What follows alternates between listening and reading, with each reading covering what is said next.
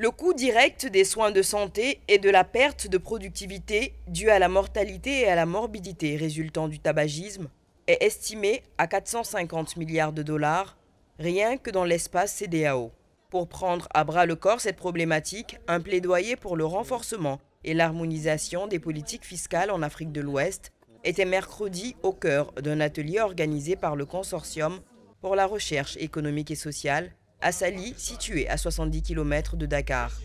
Déjà, des changements progressifs de politique fiscale sur le tabac sont entrepris par certains gouvernements de la région ouest-africaine, dont le Sénégal qui applique un taux de taxation de 65% des produits du tabac sur la base ad valorem, même s'il reste encore du chemin à faire.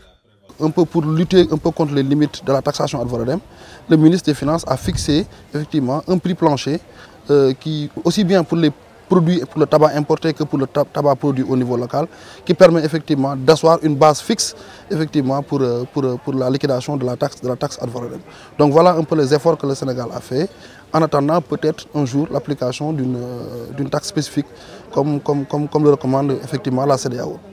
Des acteurs étatiques, des représentants de cellules d'institutions régionales, la société civile, ainsi que des partenaires du CRES participant à l'atelier ont travaillé à consolider les avantages liés à la mise en œuvre des politiques de taxation du tabac, notamment la directive de la CEDEAO sur la taxation des produits du tabac, adoptée en décembre 2017, ainsi que celle de l'UEMOA, mais également divers autres mécanismes de lutte contre le tabac.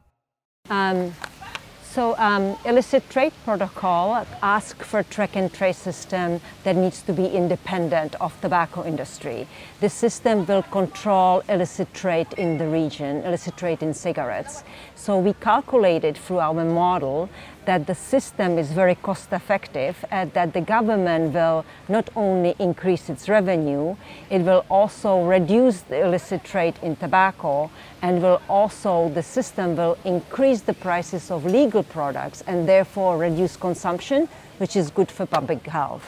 Si les États appliquaient la directive de la CEDEAO, ça aurait un impact très positif.